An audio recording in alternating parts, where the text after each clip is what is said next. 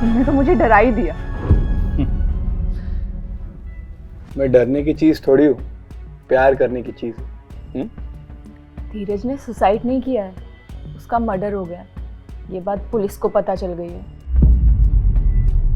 नमस्कार, मैं हूं रानी चैटर्जी और आप लोगों का स्वागत करती हूं क्राइम चक्र के नए एपिसोड में एक नई कहानी के साथ।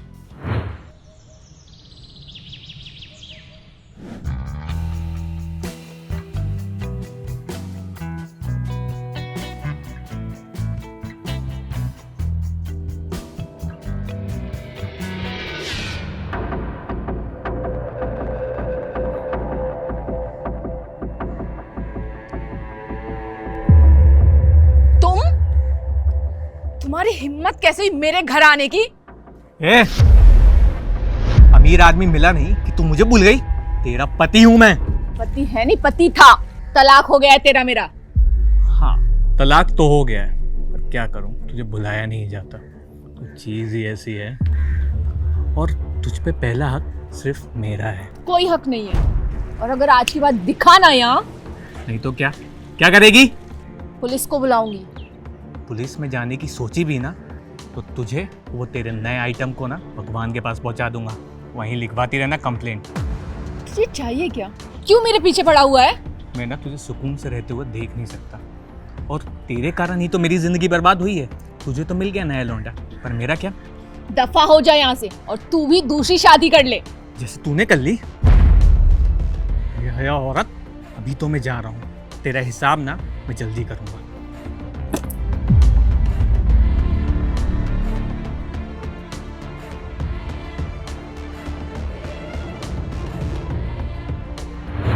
आखिर एक मर्द औरत को हमेशा अपनी जागीर क्यों समझता है?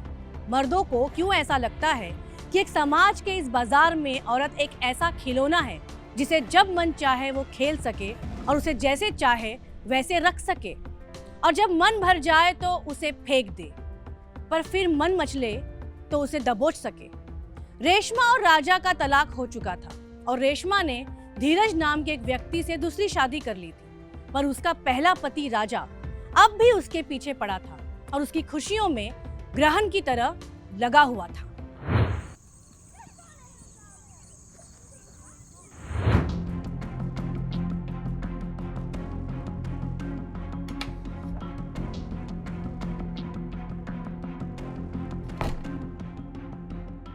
आज फिर लेट हो गया। अरे क्या करे, काम ही इतना है। काम के चक्कर में ना आप मुझे भूलते जा रहे हो। अरे तुम्हें कोई कैसे भूल सकता है? तुम कोई भूलने वाली चीज हो? तो फिर काम में इतना रहोगे तो मेरा क्या होगा? अरे दिन में कमाने के लिए काम, और रात को तुम्हें लुभाने वाले काम। बस यही तो मेरी जिंदगी है डार्लिंग। आज राजा आया था। क्या? वो घर में कैसे घुसा? घर में नहीं, मैं स्विमिंग पूल पे बैठी हुई थी, वहां आया था। उसकी इतनी हिम्मत! दूर क्यों नहीं रहती तुम मुझसे? इसमें मेरी क्या गलती है? वो मुझे परेशान कर रहा था, और वैसे भी मुझे और आपको मारने की धमकी देकर गया है। उसकी ये मजाल, उसका कुछ करना पड़ेगा। उसे तो मैं बाद में देखता हूँ। खैर, आज अपना मूड खराब नहीं करते, उसको बाद में देखते।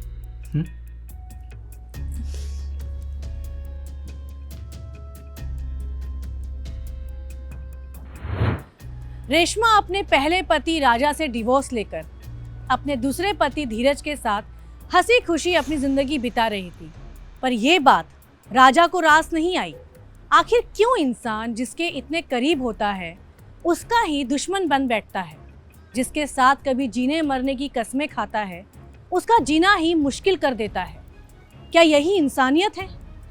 क्या हम इंसान इतने निचले स्तर पर गिरते जा रहे हैं कि हमारी नकारात्मक भावनाएं हम पर ही हावी हो रही हैं?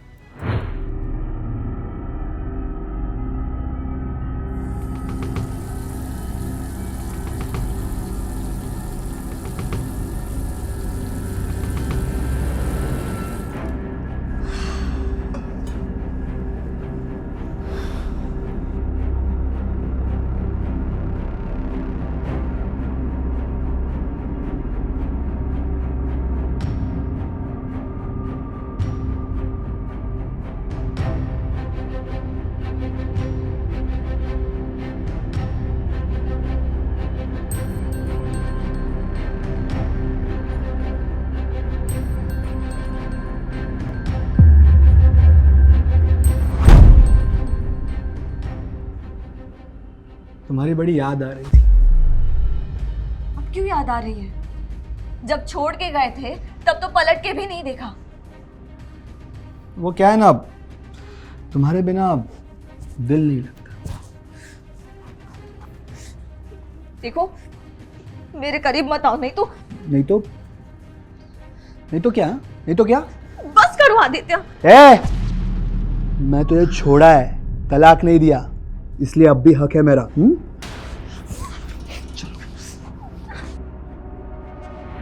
धीरज, राजा और रेशमा की कहानी के साथ ही आदित्य और लेका की भी कहानी एक साथ ही चल रही थी। क्या ये सब कहानियां आपस में एक दूसरे से जुड़ी थीं, या ये दोनों कहानियां अलग अलग जुर्म की दास्तानों को अपराध के धागों में पिरो रही थी? आदित्य का यूं अपनी बीवी के साथ जबरदस्ती करना भी एक अपराध ही था, पर शादीशुदा जिंदगी में चार दीवारी के भीतर न जाने कितनी औरतें रोज ऐसी जोर जबरदस्ती को चुपचाप सहन करके आंसुओं की चादर ओढ़े सो जाती हैं।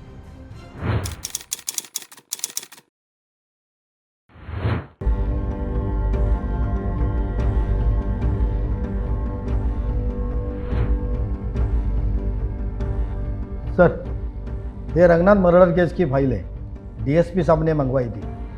ठीक है, रख दो। एसपी साहब के ऑफिस में जाने वाला हूँ, डीएसपी साहब को दे दूंगा।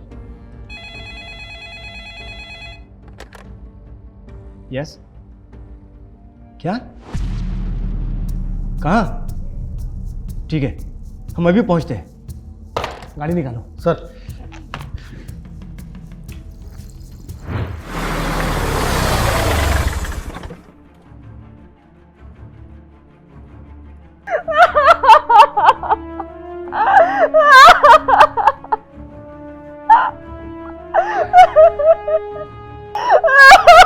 मैडम जी खुद को संभालिए और बॉडी को हाथ मत लगाइएगा, हमें बॉडी को चेक करना है।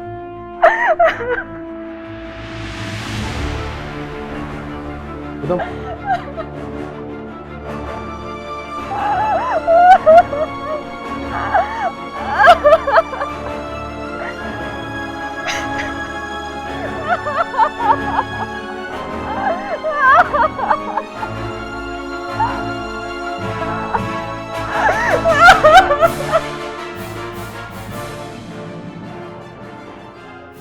सर, शायद सुसाइड है।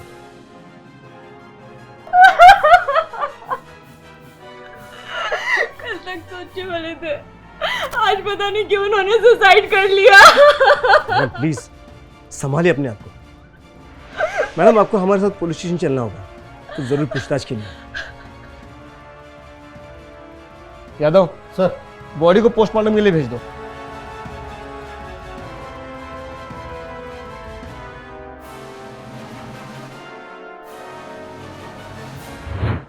धीरज का यूं अचानक से सुसाइड कर लेना, ये बात हजम करना आसान नहीं है। आखिर क्यों कोई व्यक्ति ऐसे ही बिना वजह सुसाइड कर लेगा? खुद की जिंदगी खत्म कर लेना कोई आम बात नहीं है। इंसान किस हद तक मजबूर होगा जो उसने ईश्वर की दी हुई इतनी अनमोल जिंदगी को खुद से ही खत्म कर लिया, या फिर इसके पीछे कोई साजिश थी? आखिर ये आत्महत्या नहीं है तो आखिर क्या हुआ होगा धीरज के साथ? आइए देखते हैं आगे की कहानी में। रेशमा जी प्लीज आप शांत हो जाइए। हमें ये बताइए कि ऐसा क्या हुआ था जिसकी वजह से आपके पति को आत्महत्या करनी पड़ी? सब कुछ ठीक चल रहा था। इन्होंने कहा कि इनके कुछ दोस्त आ रहे हैं घर पर पार्टी करने के लिए।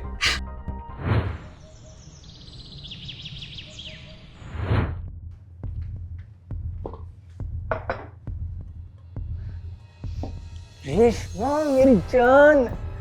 रेशमा, वो क्या है ना कि आज शाम को मेरे कुछ फ्रेंड्स आने वाले हैं पार्टी करने के लिए, तो तुम्हें खामखा डिस्टर्ब होगा। तुम एक काम करो, सुषमा दीदी है ना, उसके घर चली जाओ। जैसे ही पार्टी खत्म होती है और मेरे फ्रेंड्स चले जाएंगे, मैं तुम्हें वापस बुला लूंगा। ठीक है? ठीक है, मैं चली जाऊंगी, आप अच्छे से एंजॉय करना। Okay? Thank you thank you thank you so much.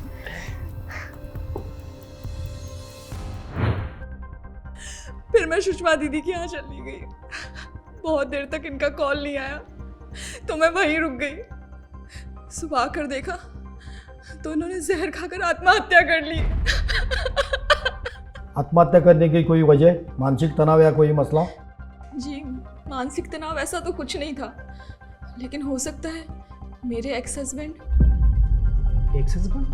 जी, धीरज से मेरी दूसरी शादी थी। मेरे पहले पति राजा मुझे बहुत परेशान करते थे, फिर मैंने उनको तलाक दिया और धीरज से शादी कर ली। तो ये राजा का आत्महत्या से क्या लेना देना? राजा मुझे बहुत परेशान करता था। इस बारे में मैंने धीरज से भी बात की।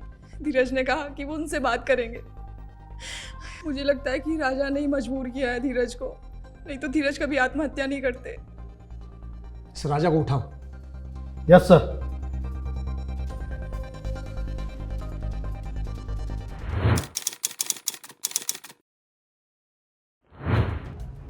राजा चल, अब सब कुछ सच बता दे। क्या मतलब सर? आप लोग मुझे यहाँ क्यों लाए? मैंने क्या किया है? धीरज को जानते हो? कौन धीरज सर? हाँ सर, वो मेरी पहली पत्नी का दूसरा पति था, मतलब है। था? इसका मतलब तुम पहले से जानते थे कि वो अब इस दुनिया में नहीं है? क्या बोल रहे हैं सर? मुझे कुछ नहीं पता। तुझे हिंदी समझ में नहीं आती क्या? दूसरी भाषा समझाओ क्या? मेरा कहने का ये मतलब था सर, मुझे कोई आइडिया नहीं इस बारे में। आइडिया नहीं था? आए दिन तू रेशमा को परेशान करता था, उसके पति को परेशान करता था, इसके लिए उसके पति ने आत्महत्या कर ली। बोल! वो तो सर मैं ऐसे ही। लगता है सर ऐसा नहीं मानेगा, इसे आड़े हाथ लेना पड़ेगा।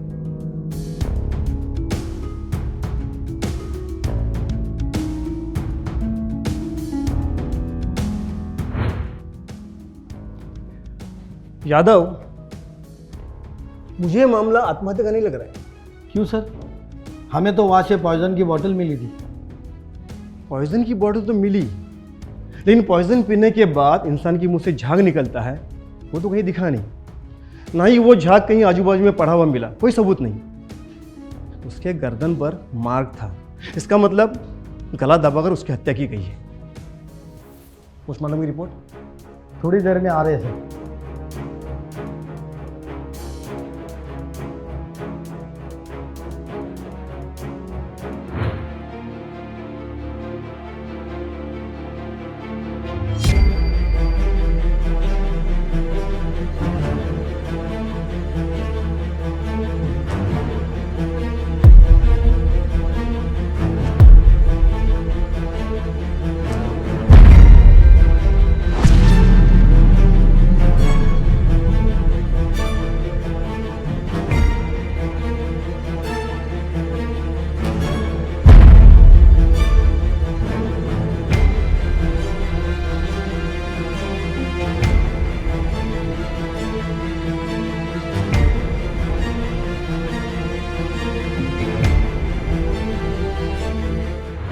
आखिर लेखा ऐसे चुपके चुपके रेशमा पर क्यों नजर रखी हुई थी? आखिर क्या लेना देना था लेखा का रेशमा से? क्या लेखा का संबंध धीरज से तो नहीं था? आदित्य की बीवी होने के बावजूद लेखा कहीं धीरज के साथ नाजायज रिश्तों में तो नहीं थी? या इस मामले का कोई अलग एंगल था? पुलिस को पोस्टमार्टम रिपोर्ट का इंतजार था, तभी ही केस की गुत्थी सुलझ पाएगी। पुलिस को शक था कि आत्महत्या का मामला तो नहीं है, पर बिना सबूत कुछ भी कह पाना ठीक नहीं है। सर, आपका शक सही था। धीरज ने सुसाइड नहीं किया है, उसकी हत्या हुई है।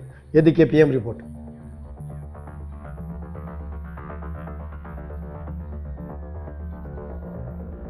धीरज के गले पे निशान है, इसका मतलब किसी ने गला दबाकर उसे मार डाला है। रात के करीब 9 बजे। जी सर। पॉइजन के बोतल पर जिसके भी फिंगरप्रिंट्स मिले हैं उसकी मुझे रिपोर्ट चाहिए। धीरज के कॉल डिटेल्स निकालवाओ। धीरज जहाँ पर रहता था उसके आसपास जितने भी सीसीटीवी कैमरे हो उसकी मुझे फुटेज चाहिए, शायद कुछ सुराग मिले। और ये भी पता करो कि धीरज के घर पे उस रात कौन कौन दोस्त पार्टी के लिए गए थे। ठीक है सर, धीरज के दोस्तों का पता लगा दो।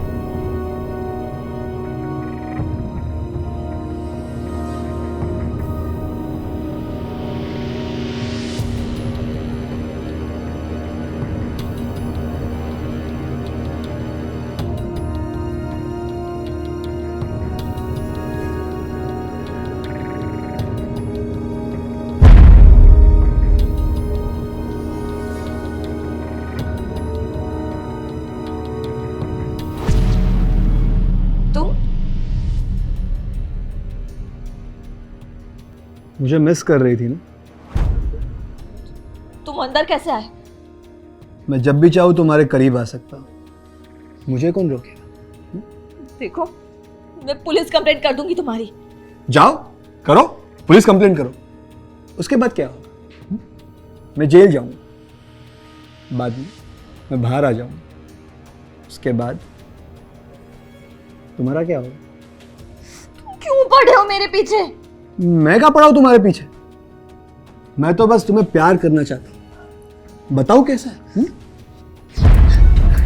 नहीं आदित्य, नहीं नहीं नहीं आदित्य, नहीं नहीं। एक तरफ धीरज की मर्डर मिस्ट्री सॉल्व करने के लिए पुलिस सबूत जुटाने में लगी थी, वहीं दूसरी तरफ आदित्य अपनी बीवी के साथ ज्यादती कर रहा था।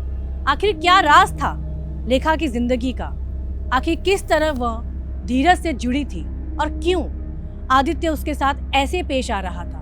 क्या ये सब कड़ियां कहीं जुड़ी हुई थी या ये मात्र दो अलग अलग कहानियां थी? पुलिस ने धीरज के घर के आसपास के सभी सीसीटीवी फुटेज तलाशने की कोशिश की, पर आसपास कोई सीसीटीवी कैमरा न होने की वजह से पुलिस की ये कोशिश नाकाम रही। पाटिल साहेबांना द्या। सर मुझे आपसे कुछ बात करनी है। प्लीज बैठिए। अच्छा हुआ रेशमा जी आप आ गए, मुझे आपसे कुछ जरूरी बात करनी है। आपके एक्स हस्बैंड राजा को हमने इंटरोगेट किया, लेकिन हमें उससे कुछ हासिल नहीं हुआ। आपके पति ने आत्महत्या नहीं की थी, बल्कि उनका मर्डर हुआ, गला दबाकर उनको किसी ने मार डाला। ये क्या कह रहे हैं आप? रेशमा जी, ये लीजिए पानी पीजिए प्लीज।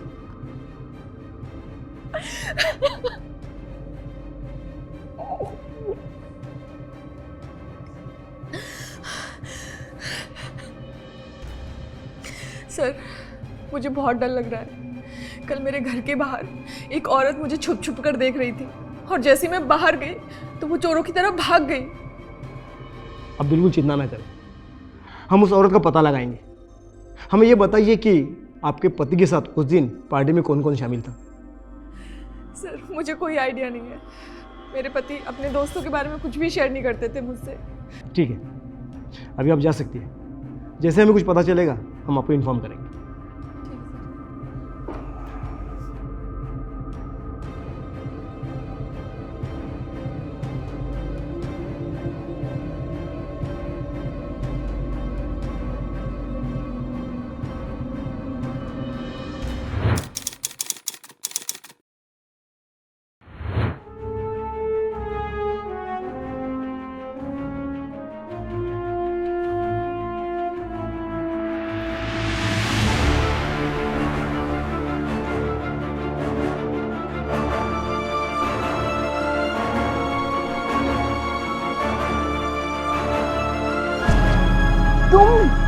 तुमने तो मुझे डरा ही दिया। मैं डरने की चीज थोड़ी हूँ, प्यार करने की चीज हूँ। धीरज ने सुसाइड नहीं किया है, उसका मर्डर हो गया। ये बात पुलिस को पता चल गई है। हम सेफ नहीं है यहाँ, हमें भागना पड़ेगा, वो भी जल्दी। ठीक है, कल सुबह होते ही निकल जाएंगे, पर अभी रात तो बीतने दो। बिता लेना रात भी। लॉकअप में इतनी जल्दी क्या है? घेऊन लाइन ना। सर चल। अरे सर एक सेकंड सर।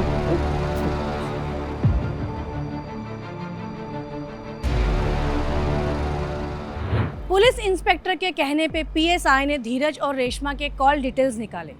धीरज के कॉल डिटेल से तो कुछ पता नहीं चला। रेशमा की कॉल डिटेल्स में एक नंबर से बार बार बात हो रही थी और मर्डर होने से थोड़ी देर पहले भी रेशमा की उस नंबर पे बात हुई थी। वो नंबर था आदित्य का। काफ़ी कोशिश के बाद धीरज के घर के पास एक सीसीटीवी कैमरा पाया गया, जिसमें आदित्य और रेशमा एक दूसरे से मर्डर के थोड़ी देर पहले ही मिलते पाए गए थे। और इंस्पेक्टर ने जो ग्लास रेशमा को पानी पीने को दिया था, उसके और पॉइजन बॉटल के फिंगरप्रिंट्स मैच हो रहे थे।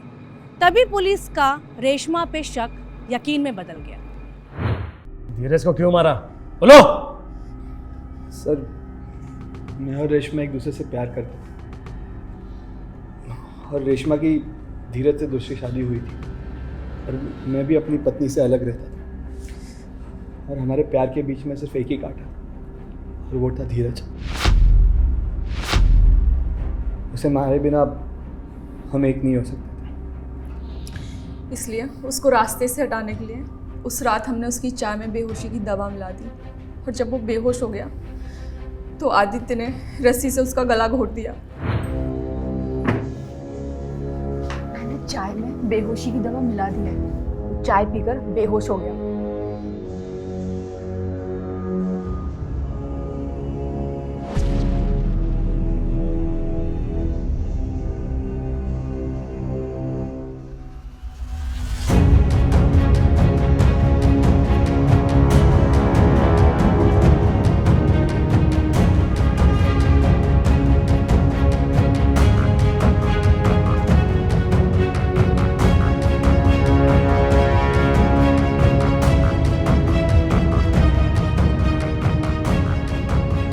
अब एक काम करो, पॉइजन की बोतल वहाँ पे रख दो और हम दिखाएंगे कि इसने सुसाइड किया, ठीक है?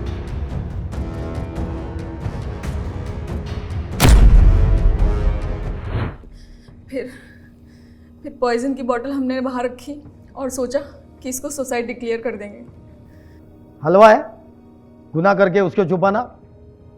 मुजरिम कितना भी शातिर हो, कानून से बच नहीं सकता है। तब तुम दोनों इस जेल में अपने पाप की सजा भुगतेंगे।